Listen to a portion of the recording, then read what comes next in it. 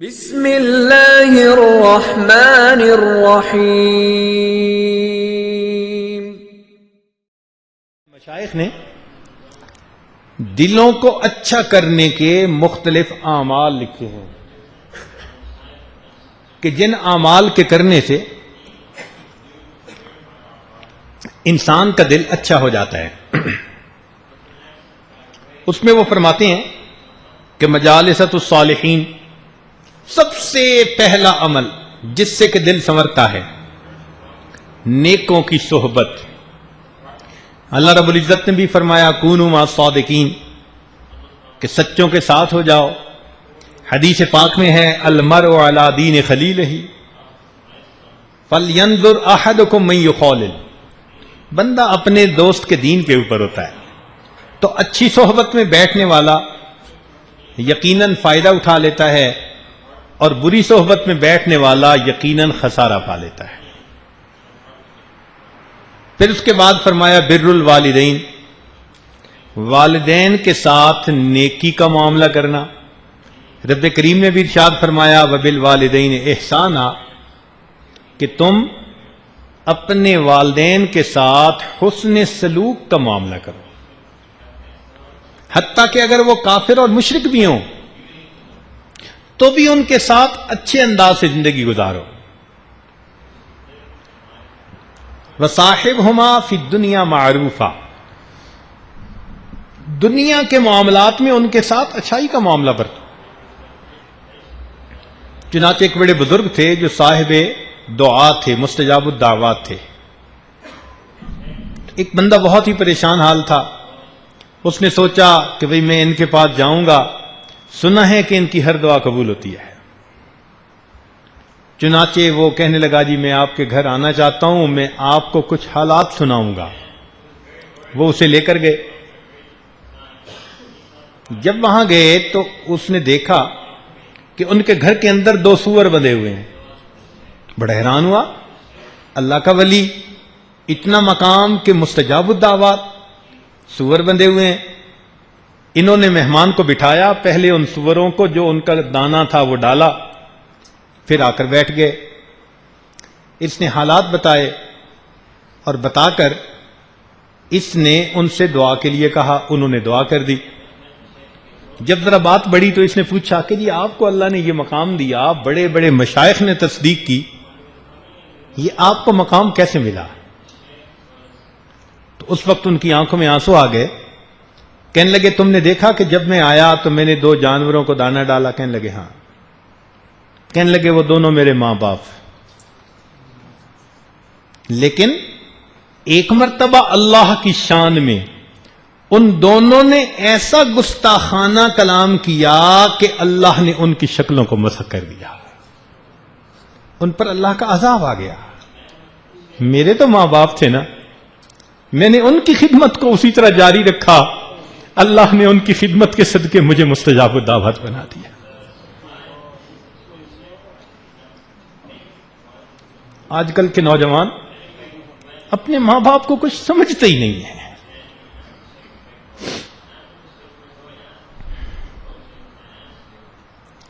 Number 3 فرمایا الابتعاد من اہل الفسق والمعاصی، الابتعاد عن اہل الفسق والمعاصی، فسق و فجور والے جو لوگ ہوتے ہیں ان سے الگ رہنا۔ اور یہ تو ہم روز اللہ سے وعدہ بھی کرتے ہیں،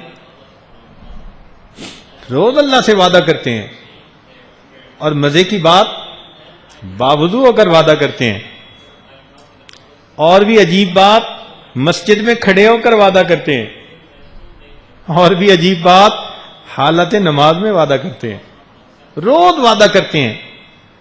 وتر میں کون سی دعا پڑھتے ہیں؟ وَنَخْلَعُ وَنَتْرُكُ مَن يَفْجُرُكَ، اور صبح انہی کے ساتھ دوستی کر رہے ہوتے ہیں۔ یہ بروں کی دوستی بندے کو بالآخر ڈبو کے رہتی ہے۔ صحبت صالح ترا صالح کند، صحبت طالع ترا طالع کند۔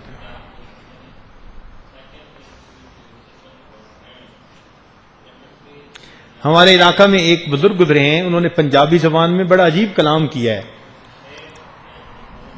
سلطان العارفین ان کا نام، ان کا لقب تھا. باہو وہ اپنا لقب کرتے تھے شاعری میں. تو ان کا ایک عجیب مطلب اشعار ہیں. فرماتے ہیں نال کسنگی سنگ نہ کریے تے کون نو لاج نہ لائیے ہو. ہم برے دوست کے ساتھ دوستی نہ لگائیں اور اپنے نسب کو دھبا نہ لگا بیٹھیں. نال کسنگی سنگ نہ کریے تے کون نو لاج نہ لائیے ہو. کوڑے کھو کدی میٹھے نہ ہوندے بھاویں لکھ منا گڑ پائیے ہو. کڑوے کنویں ان کا پانی میٹھا نہیں ہوتا، چاہے لاکھوں من اس میں تم جا کر گڑ ڈال دو. جب پانی نکالو گے نا تو نیچے سے پھر کڑوا ہی نکلے گا. کاواں دے پتر ہنس نہ بن دے بھاویں موتی چوگ چگائیے ہو. کہ کوے کا بچہ کبھی ہنس نہیں بن سکتا، چاہے تم اسے موتی کی خوراک کیوں نہ کھلاؤ. سپاں دے پتر متر نہ ہوندے بھاویں چلیاں دودھ پلائیے ہو. اور سانپ کے بچے کبھی وفادار نہیں ہوتے، چاہے تم اپنی ہتھیلی پہ لے کر اس کو دودھ کیوں نہ پلاتے پھرو. اور آخر پر فرماتے ہیں تم بے کدی تربوز نہ ہوندے بھاویں توڑ مکے لے جائیے ہو. ہنزل ایک پھل ہے، دیکھنے میں تربوز خربوزے کی طرح ہوتا ہے، اتنا کڑوا کہ اگر صبح کے وقت اس کو اپنے ہونٹ پہ آپ لگائیں تو شام تک کڑواہٹ ختم نہیں ہوتی، اتنا کڑوا ہوتا ہے. فرمانے لگے کہ جو اس طرح کا ہوتا ہے نا اس کو تم لے کے مکے بھی اگر چلے جاؤ تو جا کر تربوز بننے سے وہ رہا.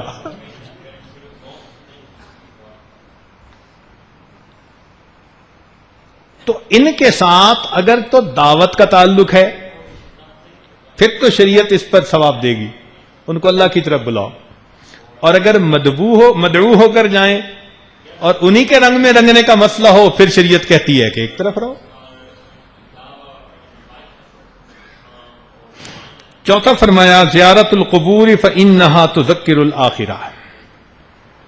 قبور کی زیارت کرنا اس لیے کہ قبور کی زیارت سے انسان کو آخرت کی یاد آتی ہے، دل کی سختی دور ہو جاتی ہے. پانچواں النظر فی عواقب المفسدین. جو مفسد ہیں، بدکار ہیں، ان کے انجام پہ ذرا نظر دوڑائیے. اس لیے کہ جو انسان بدکاریاں کرتا ہے اللہ رب العزت اسی دنیا میں پھر اس کا انجام ویسے کر دیتے ہیں. اکل الحلال والابتعاد عن اکل الحرام والمشتبہ. حلال کھانا اور مشتبہات سے اپنے آپ کو بچانا. اللہ تعالیٰ فرماتے ہیں یا ایھا الرسل کلوا من الطیبات واعملوا صالحا. پھر فرمایا ساتواں تقلیل الاکل، تھوڑا کھانا. کلو وشربو ولا تسرفو، کھاؤ پیو مگر اسراف نہ کرو. آٹھواں الاکثار من الصیام والتتابع بین الحج والعمرہ. کثرت سے روزے رکھنا اور کثرت سے ایک کے بعد دوسرا حج اور عمرہ کرنا، اس سے بھی انسان کا دل منور ہوتا ہے. نوواں کہا قیام اللیل و احیاؤہ بالعبادہ. راتوں کو جاگنا، اللہ کی عبادت سے اپنی رات کو منور کرنا. الدعاء و اغتنام اوقات الاجابہ. دعا مانگنا اور جو قبولیت کے اوقات ہیں ان سے فائدہ پانا، ان میں دعائیں مانگنا اللہ سے. پھر الصمت عما لا یعنی، لا یعنی باتوں سے پرہیز کرنا، خاموش رہنا.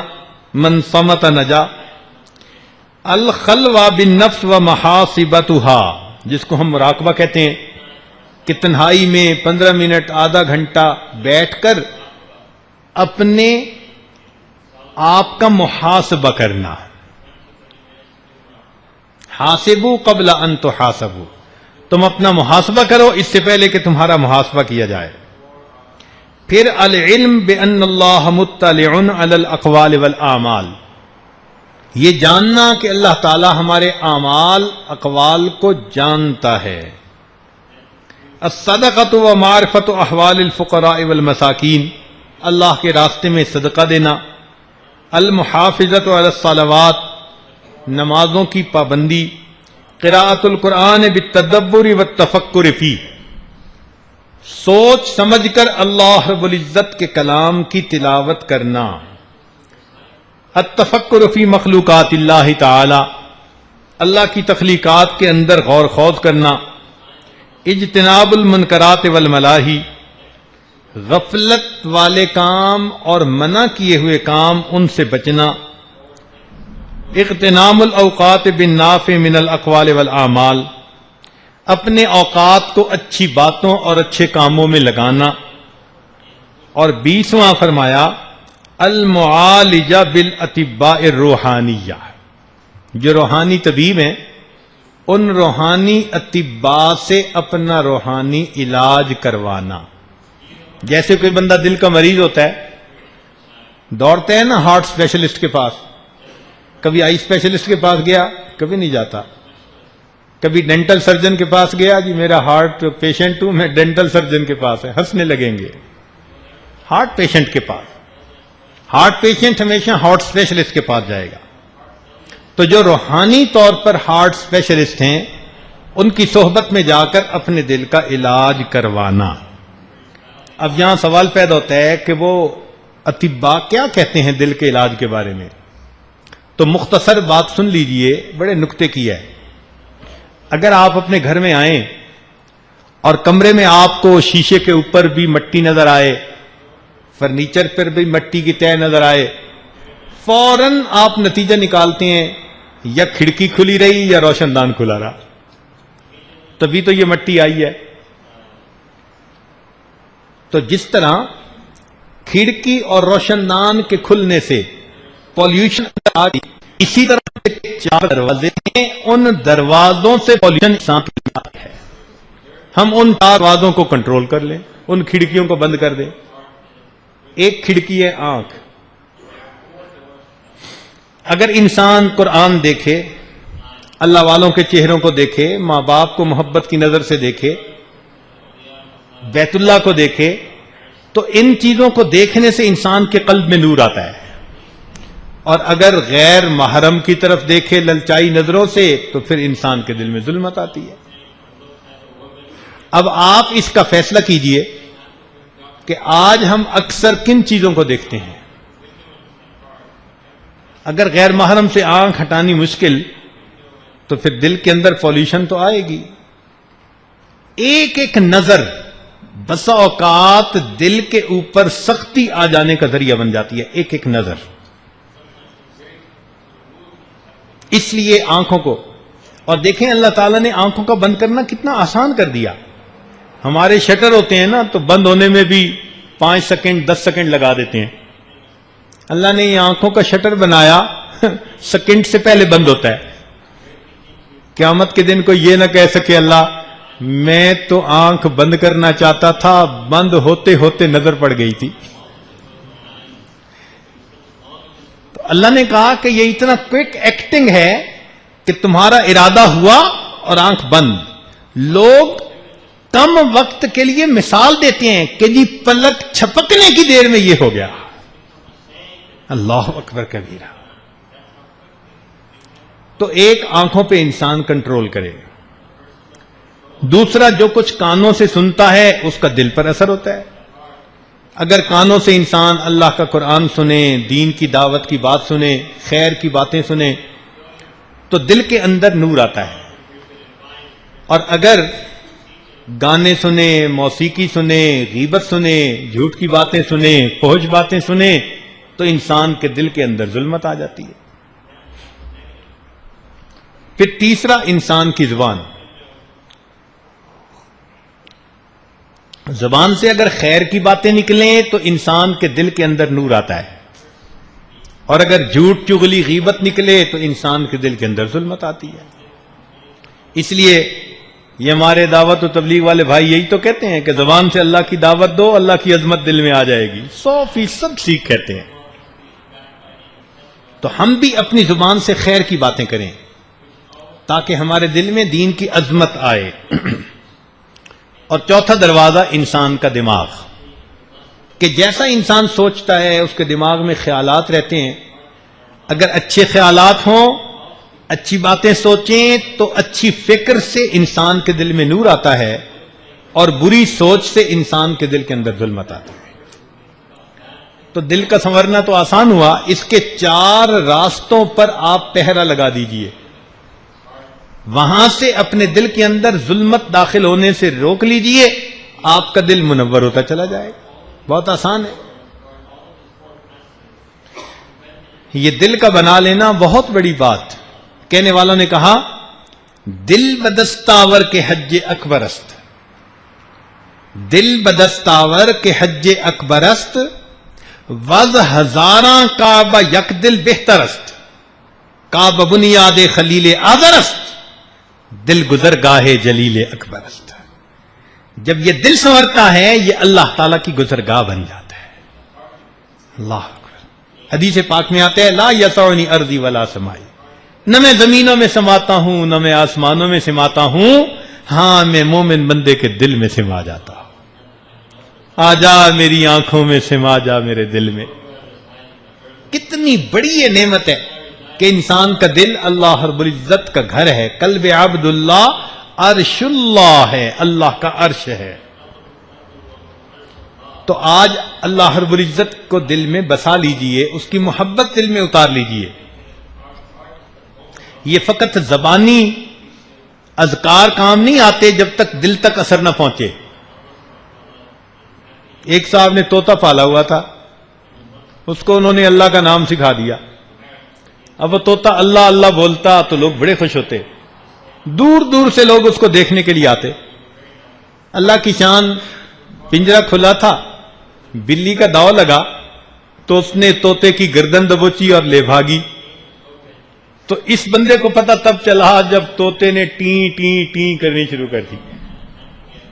خیر بڑا افسوس، بڑا افسردہ ہوا کہ بھئی میرا تو اتنا اچھا طوطا تھا، سکھایا ہوا تھا. بلی لے گئی. کسی اللہ والے کے پاس گیا، کہنے لگا جی مجھے افسوس بھی بڑا ہے، مگر ایک بات ذہن سے نکلتی نہیں کہ میں نے تو اسے اللہ اللہ سکھایا تھا اور وہ اللہ اللہ بولتا تھا. اس دن اس نے اللہ اللہ نہیں بولا، ٹی ٹی کر رہا تھا جب اس کو لے کے گئی. تو وہ اللہ والوں نے اس کو کہا کہ دیکھو بھائی، موت کے وقت انسان کی زبان سے وہی کچھ نکلتا ہے جو اس کے دل میں ہوا کرتا ہے. تمہارے طوطے کی زبان پہ اللہ تھا، دل میں ٹی ٹی تھی، اور موت کے وقت ٹی ٹی ہی نکلی. تو بھئی آج اگر دل میں اللہ کو اتاریں گے نا، کلمے کو اتاریں گے، تو تب موت کے وقت زبان سے کلمہ نکلے گا.